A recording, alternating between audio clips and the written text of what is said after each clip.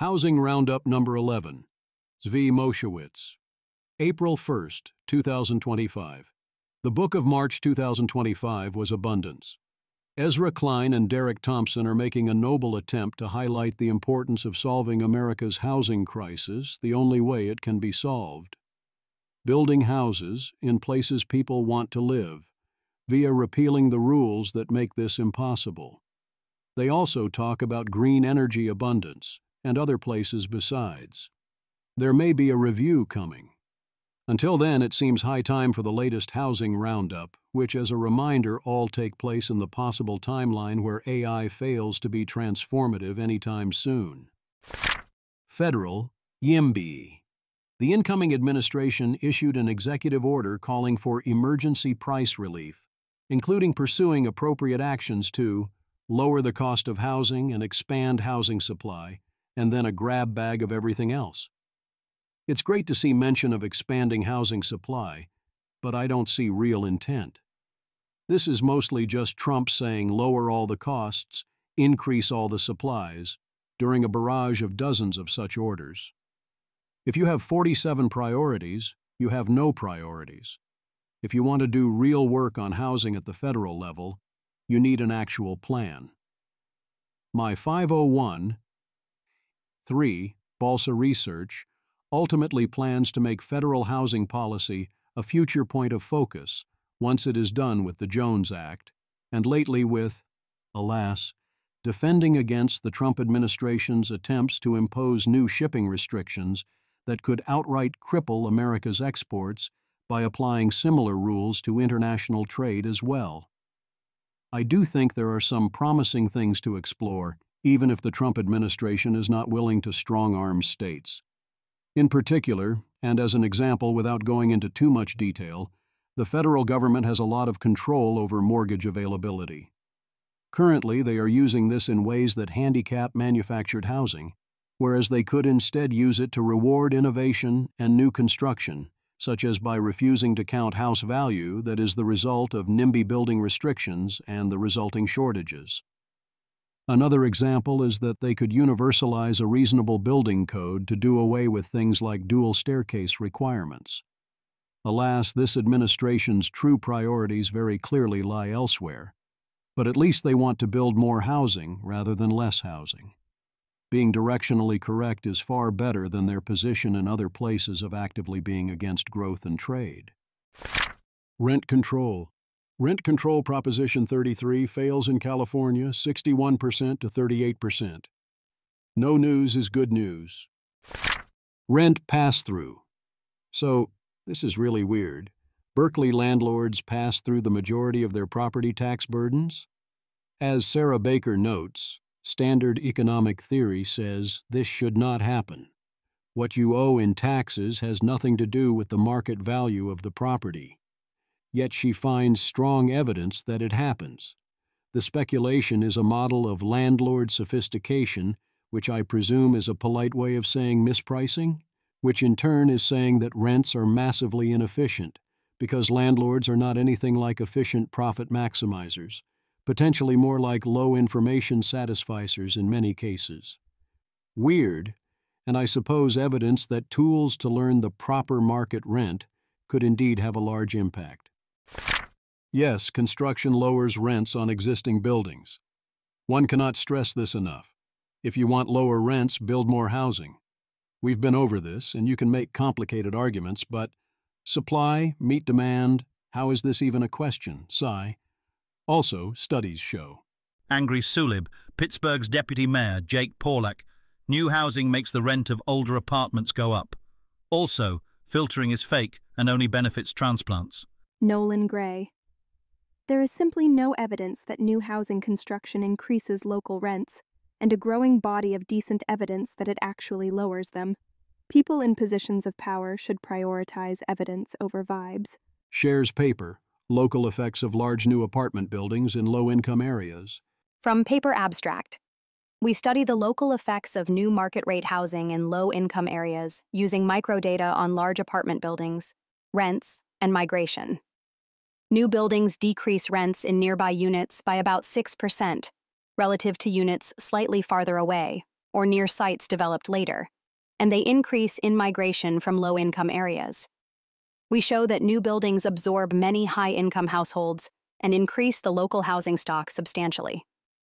If buildings improve nearby amenities, the effect is not large enough to increase rents. Nolan Gray.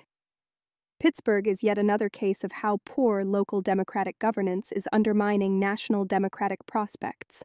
It's a blue island in a newly red state, where the most recent election was decided by just a little over 100,000 votes. A supermajority of households that would move into new apartments in Pittsburgh, or State College, or Philadelphia, would probably vote Democratic. If these places built commensurate to demand, Pennsylvania would probably be back to solid blue. And yet... Angry Sulib. Amazingly enough, he was shown this exact study and admitted he hasn't read it earlier this month. I guess he still hasn't bothered to read it. Here's another study, The Impact of New Housing Supply on the Distribution of Rents, from Andreas Mense in October 2024. Abstract. I estimate the impact of new housing supply on the local rent distribution, exploiting delays in housing completions caused by weather shocks. A 1% increase in new supply, lowers average rents by 0.19%, effectively reduces rents of lower quality units, and 3. disproportionately increases the number of second-hand units available for rent. Moreover, the impact on rents is equally strong in high-demand markets. Employing a quantitative model, I explain these results by second-hand supply. New supply triggers moving chains that free up units in all market segments. The estimate translates into a short-run demand price elasticity of 0.025. Or there's the very practical real-world experimental results, such as Cyrus Tarani. An Austin renter's renewal offer is $200 per month lower than what she's currently paying. We've always said building more housing makes existing housing more affordable, and that's what's happening in Austin. If we wanted to, we would. The reason we don't build those new buildings is we have decided not to build them. Armin Domolowski. France rebuilt fucking Notre Dame faster and cheaper than it takes San Francisco to add a rapid bus lane. Philippe Lemoine. It's worth noting that, in order to make it possible to rebuild the cathedral so quickly, the French Parliament had to vote a special law that effectively exempted the project from most of the regulations that would have normally applied and slowed it down considerably. Respect. Can they vote for this law for every other development? Philippe Lemoine. Some people in France are arguing for that, and I think there is a lot to the idea, although it's unrealistic to think exactly the same thing should or could be replicated everywhere. It's not just about safety, but also stuff like impact on the neighborhood, the obligation to perform certain archaeological searches, etc. To be clear, I think a lot of those regulations should be eliminated or reduced, but this couldn't be fully generalized realistically. We certainly have the necessary space. Hayden, our cities are full. Image. Top map. Shows a map centered on Dallas, Texas. Blue circle with label, 600,000 people. Bottom map. Shows a map centered on Paris, France. Blue circle with label, 4,850,000 people. Aesthetics are a public good. Rune. But you should ask yourself why people around the world consider Paris exceptionally beautiful, and Houston an ugly eyesore, and what you think about allowing denser construction. This was not an endorsement of density. I'm pointing out that most Americans lack taste and will continue to make their cities worse with shoddy construction, and the YIMBY movement would be 10 times easier if developers and planners acquired some taste. Vitalik. Someone should figure out explicit, credible neutral market incentives for aesthetics. For example, have a hot or not game where people are shown random buildings and upvote or downvote them. Your property tax is proportional to the percentage of downvotes your building receives. Let's make this fun. Rune. Yes, I very much agree. There's got to be something in the mechanism design space that doesn't rely on unaccountable planners with full veto power. Aesthetics are an obvious externality issue. If you create a beautiful thing, you capture only a small portion of the gains. So we want a way to financially reward beautiful and punish ugly, as measured by what is around them, in order to motivate better choices in the future. What people actually think seems like an excellent way to do that. You don't want to a NIMBY-style veto system. You want financial incentives that generate a race to the top. Indeed, if we want beautiful, this is only half the battle. The other half is we have to make such places actually legal to build. I am confident that cities that implement this will benefit greatly. But you need a way to judge aesthetics that actually rewards good over bad, which is not our custom, because urban planners are wrong about everything. It's a bold claim, and of course it's not actually correct. There are plenty of things that planners are uncontroversially correct about. You don't notice those things. But also there's a lot of things they do that are purely shooting the city in the foot for no gain. Aaron Lubeck, modern architecture gives bleep it, life has no meaning vibes. Atlantic-esque. This is actually just straightforwardly the result of anti-massing regulations. Zoning codes in cities across America mandate that buildings not be too great of a single mass. It must be demassed and broken up into different shapes and materials. Always looks like bleep. Maxwell Tabarrok. I think it's underrated the extent to which urban planners are just wrong about everything. Wide avenues, setbacks, light cones, demassing, floor area ratios, urban growth boundaries, etc.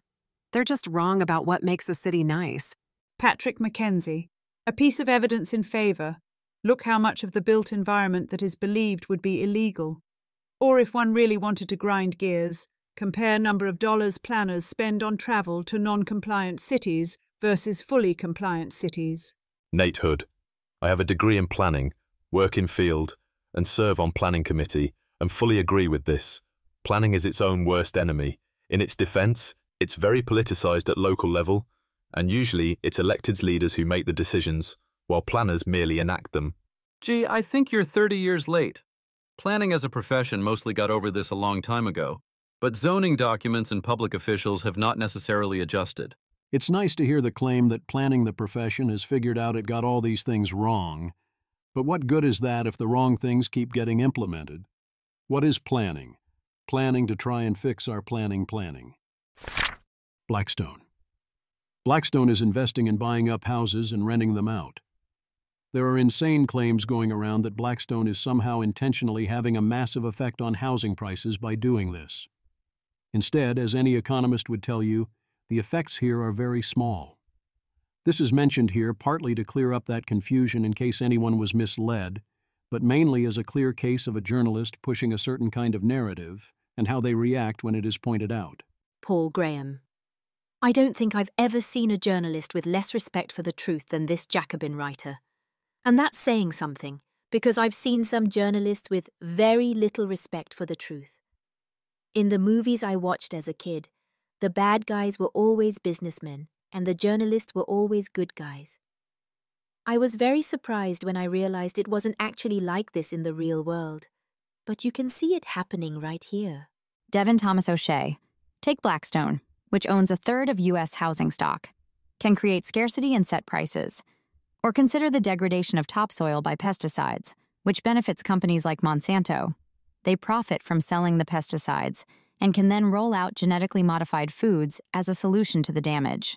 Harry Heyman. Are you stupid?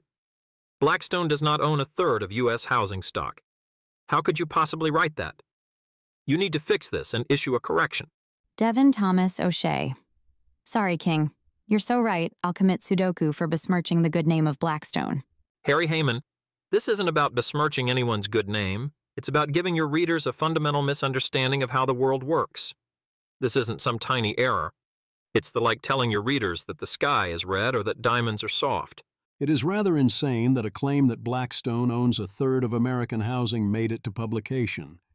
That claim makes absolutely zero sense on any level. Logan Mohtashami. At my last conference, I ran into a Blackstone is buying all the homes dude. Oh, it was a fun rebuttal. Image. The pie chart shows institutional ownership as a percentage of total single-family housing stock, with Blackstone owning just 0.06% and other institutionally owned single-family rentals accounting for 0.5% of the total 105 million housing units. This visualization from John Burns Real Estate Consulting clearly illustrates that institutional investors control an extremely small fraction of the single-family housing market, contradicting claims that companies like Blackstone own significant portions of American housing. The actual figure is Blackstone owns 0.07% of American housing stock, so it is off by about 4 orders of magnitude. They have essentially zero market power. Rent pricing software. I got this interesting pushback last time. Sisypheus, I want to push back about the limited effect of collaborating software. I'm a landlord in FL and watched it show up a few years ago to dramatic effect. Personal anecdote aside, I think it's a mistake to ignore the impact of in-group cooperation on price discovery, especially in a market with inelastic demand. OPEC only lowered supply by 15% in the 70s. Additionally, I'm not even certain that improving the efficiency of the market is a net good. I am tentatively convinced that having some slack in the housing market is a positive. Slack facilitates price discrimination from unsophisticated actors and lets the truly price-conscious find bargains. The additional cost of transactions is offset by the long duration of the agreements. I could be convinced otherwise. No question the software leads to less variation in pricing, cutting down on underpricing and also on overpricing. This means less time on average spent with each unit on the market, and less time spent by prospective tenants searching since returns to search are lower. Also note that by lowering search costs, you lower the ability of the landlord to hold up the tenant by threatening to force them to move, and give both sides in that negotiation much better information on market conditions. Worst case, the tenant can simply look at a few similar places on the market. I don't see the OPEC parallel. Given supply, if anything, should be entering the market rather than leaving it, as this makes it easier to be a low-information landlord. The question raised here is, could it be good to have the old inefficient rent pricing, despite all that, because it allows valuable price discrimination? I can see the argument if I squint. Those who have high willingness to pay end up with higher rent, and this subsidizes people who need a bargain, allowing the bargain hunters to live where they wouldn't otherwise be able to afford to rent. That depends on what determines elasticity of supply. If landlords can collectively respond to the ability to price discriminate by building more housing, since there's now more overall demand and some pay higher prices, then plausibly that can be worth a lot. But if all this does is change the distribution of tenants and prices, then it seems very hard for that to justify the additional transaction costs. We shouldn't underestimate those transaction costs. When I rented an apartment in New York City, which I did several times, I effectively lost multiple weeks each time. Immigration versus NIMBY. Immigration does raise housing costs in the places you artificially constrain the supply of housing, since you add to demand and hold supply fixed, which tempts you to compound your mistake rather than realize you should stop restricting supply. Where supply isn't restricted, immigration, if anything, is net helpful, as they disproportionately help build the new houses, and they do it while on average buying less house.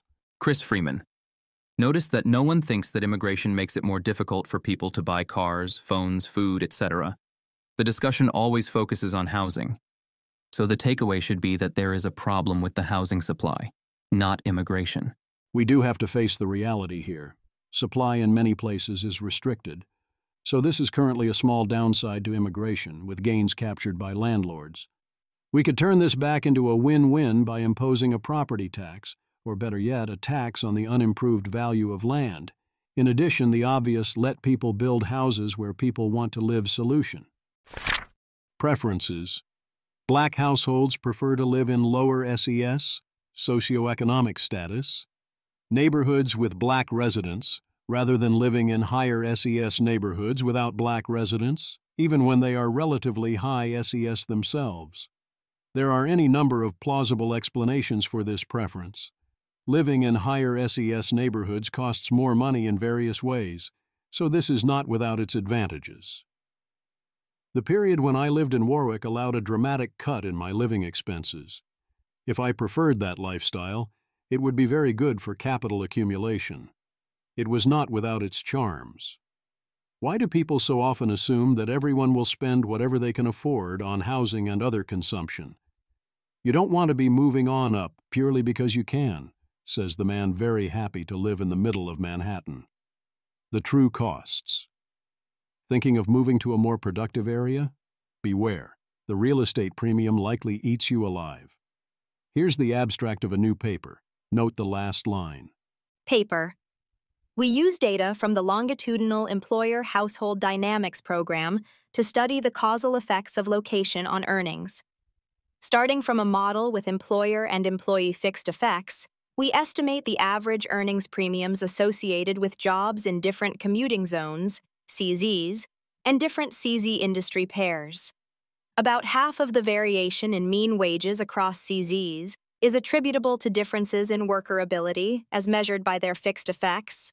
The other half is attributable to place effects. We show that the place effects from a richly specified cross-sectional wage model overstate the causal effects of place due to unobserved worker ability, while those from a model that simply adds person fixed effects understate the causal effects due to unobserved heterogeneity in the premiums paid by different firms in the same CZ. Local industry agglomerations are associated with higher wages, but overall differences in industry composition and in CZ-specific returns to industries explain only a small fraction of average place effects. Estimating separate place effects for college and non-college workers, we find that the college wage gap is bigger in larger and higher wage places, but that 2/3 of this variation is attributable to differences in the relative skills of the two groups in different places. Most of the remaining variation reflects the enhanced sorting of more educated workers to higher-paying industries in larger and higher-wage CZs. Finally, we find that local housing costs at least fully offset local pay premiums, implying that workers who move to larger CZs have no higher net of housing consumption. This ignores the skill and talent enhancement aspect of moving CZs. It presumes worker ability is fixed, whereas worker ability improves over time when among higher ability workers in a high opportunity area. So even if your consumption did not increase short term, you would still want to capture those gains, and also the additional housing costs come with access to a superior area.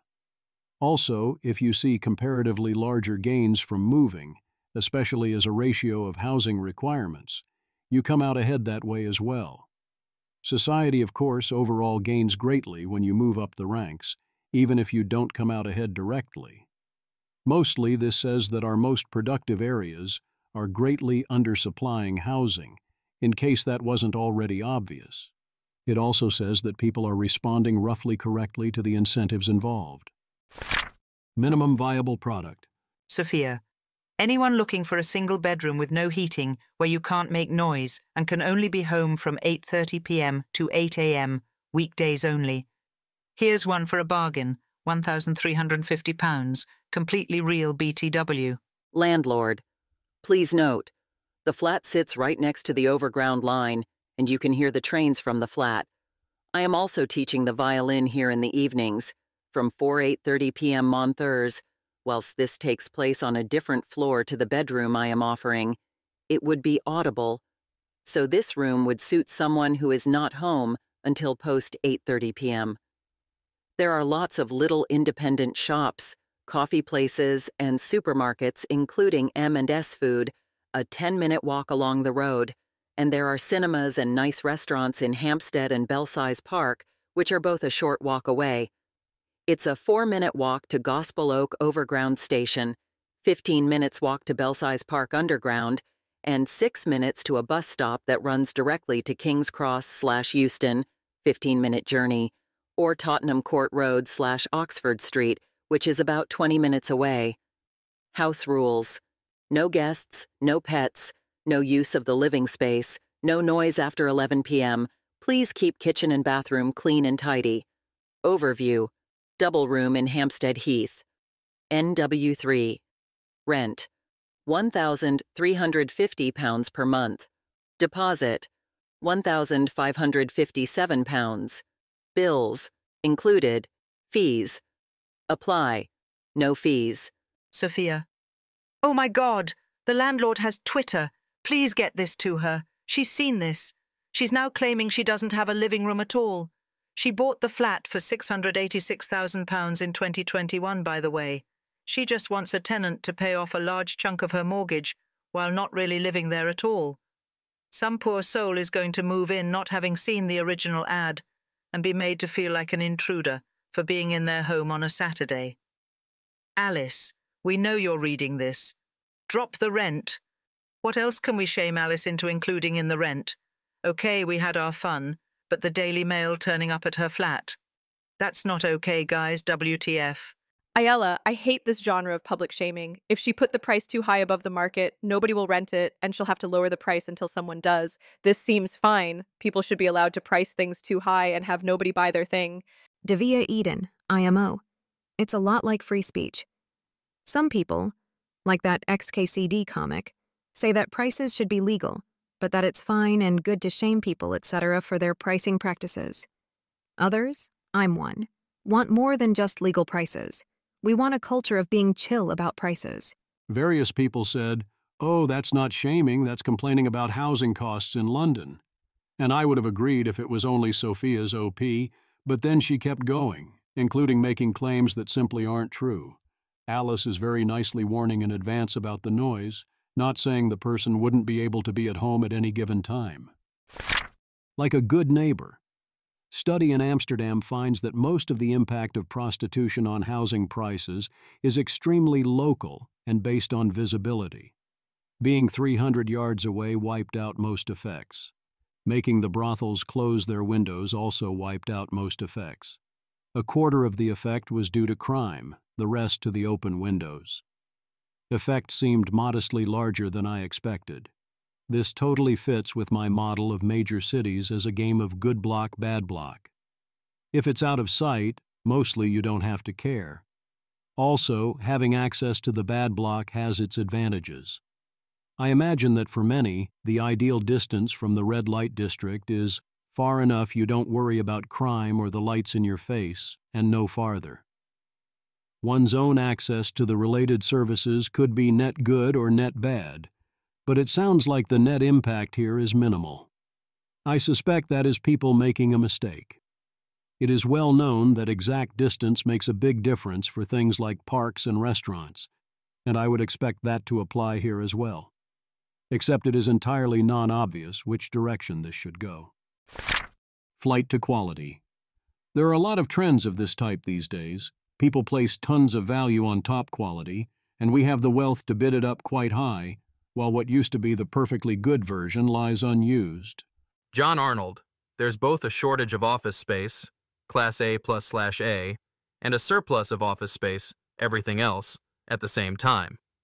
I see it in Houston, where many new buildings are under construction at the same time the city has a 26% office vacancy rate. Image. Amazon delays RTO mandate for thousands of workers due to space. Company is struggling to find space in at least 7 cities. Start dates are being pushed back as much as 4 months. Claude thinks this is mostly about location and other practical stuff, like temperature controls and elevators that work well, and keeping the building clean and safe. There's a lot of marginal value in all that. The explanation for B-level buildings going unused is various bank loan covenants and obligations, tax advantages to keeping the place empty, and general downward price stickiness in real estate. We can and should, of course, reverse the unintended tax incentives for places being empty. We should, if anything, punish, not reward, leaving the place idle. Housing for families. By default, high-rises include mostly 1- and 2-bedroom apartments, and don't offer the amenities that make them good places to raise children. But is that necessarily the case? What would it take to make a high-rise that was good for families with kids? Matt Iglesias calls for a modern high-rise for families. I think if you designed a high-rise with this in mind, you could offer tremendous value. You can build the entire place from the beginning with this goal in mind. The obvious place to start is to make the whole building larger apartments designed for families. That means floor plans more bedrooms, with the secondary bedrooms relatively small, plus a large common area with multiple bathrooms. Simply having most of your neighbors have children will change norms dramatically. It would be far easier to make friends, to strike up conversations and so on. The next step is to add various communal areas for the families. This starts with an enclosed courtyard or other safe outdoor space and a designed-to-be-safe roof. You can go from there with various gym and sports areas, play areas, gaming areas, and so on. Throw in some family-friendly restaurants so you can go there without leaving the building. Giving up a small percentage of overall floor space is a big deal. The killer app, of course, is childcare. If it's a big enough courtyard, you can have an adult there, same with the roof, and you can offer places where families can park their kids and pay by the hour. Maybe even have various styles, including a homework help room, tutoring, activities like chess, and so on. You can even have a pool of building-based babysitters and even tutors that can be reserved or often requested on demand, including for short periods. You can use dynamic pricing for busy versus quiet times. The lifestyle impact there would be huge. If you have on-demand options for 1 to 2 hours of childcare or even 15 minutes at reasonable prices, it is a huge freaking deal.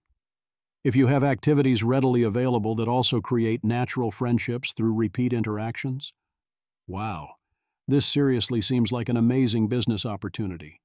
If you made the first such building in Manhattan or another major city, there are those who would jump at it and pay quite a lot more for the same amount of apartment than they would otherwise.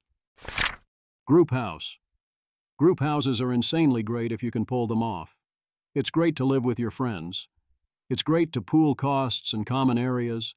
The economics are terrific. The trick is it requires coordination. Coordination is hard. If you can pull it off, totally go for it. Why not? Yes, privacy, and eventually you'll want space for a family, but housing is a huge portion of expenses, and friends are golden. Goopert Gottfried. I just saw a Zillow commercial that suggested millennials go in on buying a house with 2 friends. Since when did the American dream include a white picket fence and 2 roommates? Danielle Franz. When I was in my early 20s, my group chat bullied, half kidding, one of our friends into buying a house with the promise that we would move in and cover the mortgage during the time that we lived there. It worked out great. Friend had their mortgage covered 100% for a few years, and we got rent that was way more affordable than anywhere else.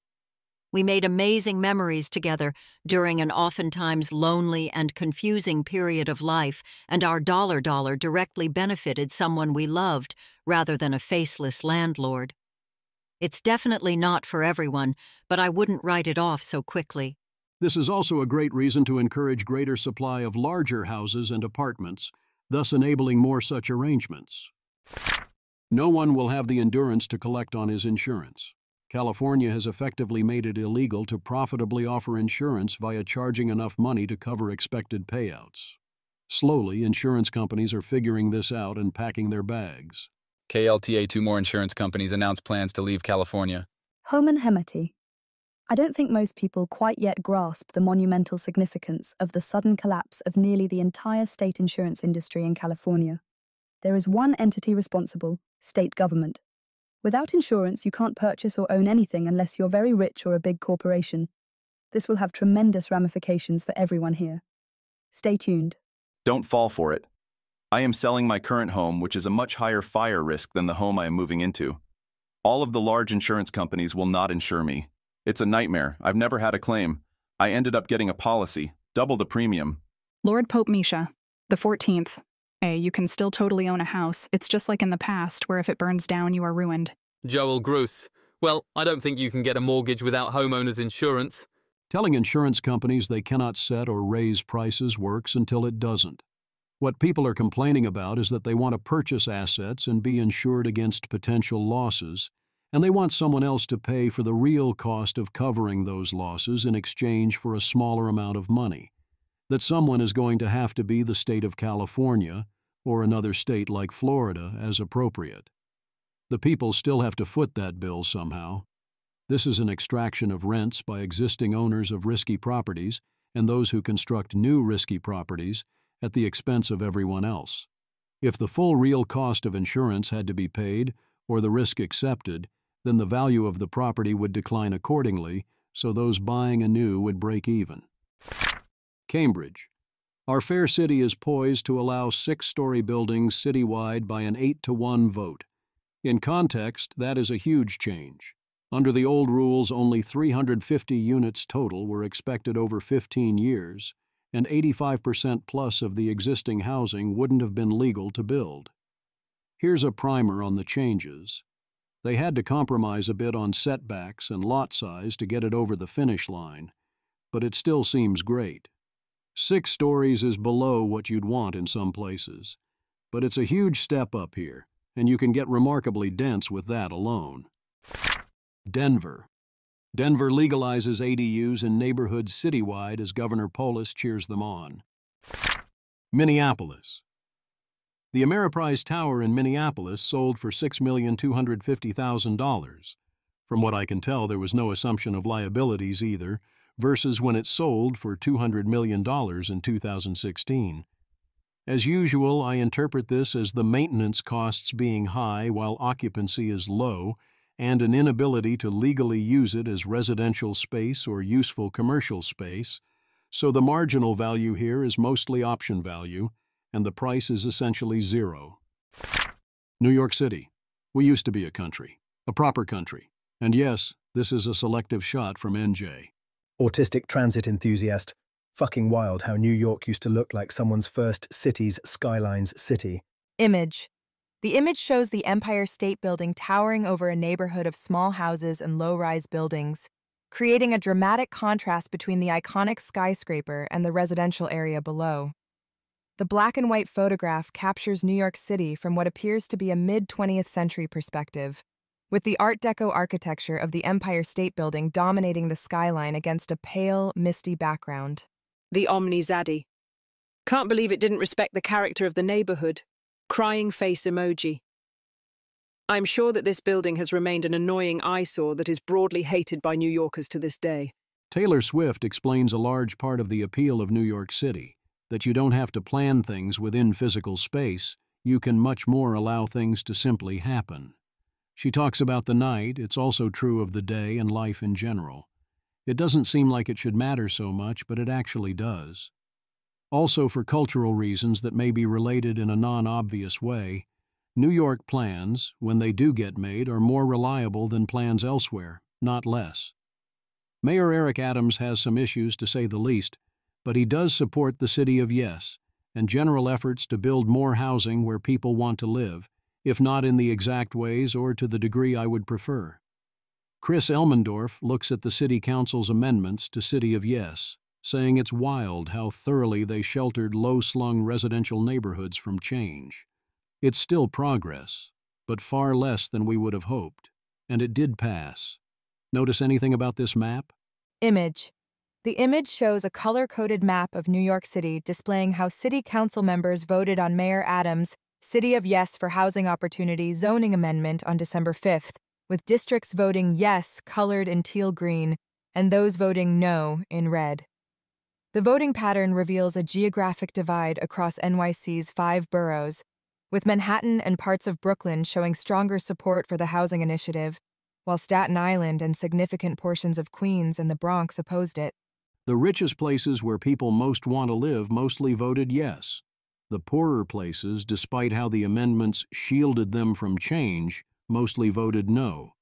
How about we fix, as in repeal, the special Clinton district, which was created in 1974 and means a remarkably high-value area of Manhattan is severely underbuilt and instead has the name Hell's Kitchen and is host to the Daredevil. The latest Adams proposal is called City of Yes for Families. This involves zoning changes and additional housing initiatives, alas including foolish ones like down payment assistance. I am down for emphasizing family housing, as in 2+ bedroom apartments rather than 1 bedrooms and studios, but mostly I wish we would just focus on building more housing. The rest will take care of itself. A cool motivating factor, congressional representatives in shrinking areas like New York City need to support building more housing if they don't want to fight each other after redistricting in 2030. We have no idea if that is why Rep. Dan Goldman is endorsing Zelnor Myrie for mayor, but we'll take what we can get. San Francisco. A fun fact about the world is that people remarkably rarely say, well, that would be a super bad look. Maybe we should try and not appear maximally unreasonable so we don't give them a great talking point. I mean, I respect the hell out of not doing that. It's just, wow, all right then. Thus, ESP6R equals underrated. I really want to hammer this. SF permitted 0 homes in the last month. None. If Sacramento was serious, which it isn't, this would spark immediate action. I don't understand how this happened, but it's great. San Francisco approves $700 per month pod housing at a former bank building in 12 Mint Plaza. You get a pod bed to sleep in, plus there is communal space, and they're looking to expand to another larger location. Armen Domilowski. It is really frustrating that so many people have tried to shut these sleeping pods down by arguing they're inhumane, while every single person I've met who lives in them is desperate for the city not to shut them down. Like, I've talked to at least 3 people who live in these pods, and they're all baffled by why people think evicting them somehow advances the cause of social justice. Kelsey Piper. There's something about small housing that brings out the absolute worst in people. Instead of being rightfully angry at scarcity, they get deeply and personally angry at the existence of small options and everyone who isn't trying to shut them down. Judge strikes down San Francisco's vacant home tax. Very California. They have not, as far as I know, struck down the vacant storefront tax, but neither do we have reason to think they are enforcing it. I find it hard to tax empty storefronts, given both how hard it is to actually open a store in San Francisco and also SF's general failure to enforce laws. As usual, the arguments of this tax won't be effective raise the question of, if the tax wouldn't change behavior, doesn't that mean it's a great tax? Silicon Valley. It remains a bunch of suburbs at best, despite the immense amount of lost value. Nate Silver. People can comment on whatever they want, but Silicon Valley is a bunch of suburbs. Like, go live in a real city if you have a take on NYC. Hayden. Silicon Valley could have been one of the most unbelievable and prosperous places on the planet, but elected officials decided to listen to NIMBYs for decades, and this is what the commercial corridor where the world's most valuable company is headquartered looks like. Image. The image shows a wide commercial street with car dealerships and strip malls visible on both sides under a clear blue sky. The perspective appears to be from the middle of the road looking down a multi-lane thoroughfare in what seems to be a suburban commercial area, with abundant parking lots but minimal pedestrian infrastructure or urban density. Hayden. Imagine if nearly all the most innovative and wealthy companies on the planet descended, came with jobs and investment, enough to make the Vanderbilts blush, and you keep it a glorified strip mall. I touch on it here. Texas. Texas Property Code. In addition, a property owners association can neither prohibit nor regulate the following: possession of firearms or ammunition, Section 202.021. Lemonade stands, Section 202.020. End of list. William Eden. I have a startup idea and the HOA can't stop us. Smirking face emoji. It's the end of list that gets me. These are the entirety of your enumerated protections from HOA tyranny in Texas. Thanks to James Payer for his diligent research of the Texas Property Code. First half of the business is set up. Image. The image shows a purple bucket filled with handguns sitting on a metal mesh table. Below the bucket is a neon green sign with handwritten text that reads, "One gun per kid, please." Other considerations. Our cities need more shade, especially as temperatures rise. An underrated concern. It's remarkable how much people will sacrifice in the name of sunlight, then never consider that we might want to walk in the shade.